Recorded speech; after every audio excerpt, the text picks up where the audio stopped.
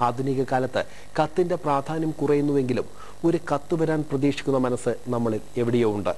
കത്ത്, പോസ്റ്റ്മാൻ തുടങ്ങിയ ഗൃഹാതുരത്വമുണർത്തുന്ന ബിംബങ്ങളിലൂടെ ഒരു ഗ്രാമത്തിന്റെ കഥ പറയുന്ന ചിത്രമാണ് ഒരിടത്തൊരു പോസ്റ്റ്മാൻ. ഒരു പോസ്റ്റ്മാൻ മലയാള സിനിമയിൽ വീണ്ടും കേന്ദ്ര കഥാപാത്രമാകുന്നു. ഇവിടെ അച്ഛനും മകനും സന്ദേശവാഹകരാണ്. കത്തുകളും മണി ഓർഡറുകളുമായി വീടുകൾ തോറും കയറിയിറങ്ങുന്ന പോസ്റ്റ്മാൻ ഗ്രാമത്തിന്റെ സന്തോഷവും സമ്പത്തുമാണ്. പക്ഷേ ചേരിക്കുഴി ഗ്രാമത്തിലെ ഗംഗാധരം പോസ്റ്റ്മാൻ ഒരു കുഴിമടിയനാണ്. അതുകൊണ്ട് തന്നെ വീടുകൾ തോറും കയറിയിറങ്ങി കത്ത് കൊടുക്കാറുമില്ല.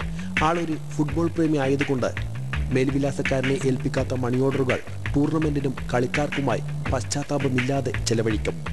പോസ്റ്റ്മാനായ അച്ഛൻ്റെ സ്വഭാവം ഇങ്ങനെയെങ്കിലും കഠിനാധ്വാനിയായ ഒരു മകനുണ്ട് അദ്ദേഹത്തിന്.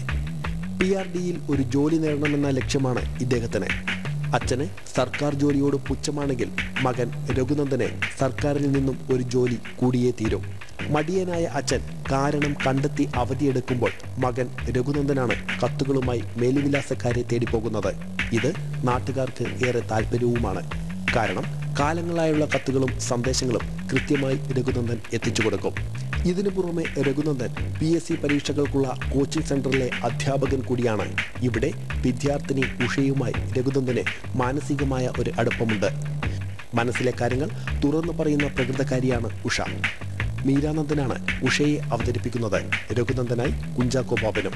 ഇന്നസെന്റാണ് ഗംഗാധരൻ എന്ന കഥാപാത്രത്തെ അവതരിപ്പിക്കുന്നത്.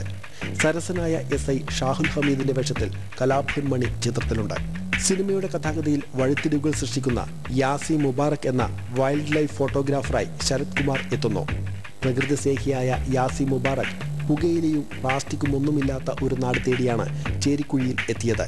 അത്തരത്തിലുള്ള ഒരു സമ്പൂർണ്ണ ഗ്രാമം സാധ്യമാക്കുവാൻ യാസി മുബാറക് ചെറുപ്പക്കാരെ സംഘടിപ്പിച്ചു. ഇവർക്കൊപ്പം ചേരുംകുഴിയിലെ പോസ്റ്റ്മാൻ ഗംഗാധരനും എല്ലായ്പ്പോഴുമുണ്ട്.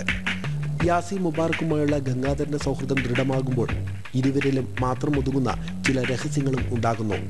യാസി മുബാറക്കിന്റെ പ്രവർത്തനങ്ങളും പ്രഭാഷണങ്ങളും ചെറുപ്പക്കാരെ സംഘടിപ്പിക്കലുമെല്ലാം സംശയദൃഷ്ടിയോടെ നോക്കിക്കാണുന്ന ഒരു സംഘം നാട്ടുകാരുമുണ്ടായിരുന്നു. അവർ യാസി മുബാറക്കിൽ ഒരു തീവ്രവാദിയുടെ ലക്ഷണം കണ്ടു. ചില ദുരൂഹതകൾ ഈ സംശയത്തെ ശക്തിപ്പെടുത്തുകയും ചെയ്തു. ഭരണാധികാരികളും നീതിപാലകരും രഹസ്യമായി യാസി മുബാറക്കിനെ നിരീക്ഷിച്ചു. തുടർന്ന് ചിത്രം രഹസ്യങ്ങളുടെ ഉത്തരം തേടി യാത്ര തുടരുന്നു. ഹാസ്യത്തിനൊപ്പം അല്പം ആക്ഷനും ഇടകലർത്തിയാണ് ചിത്രം കഥ പറയുന്നത്.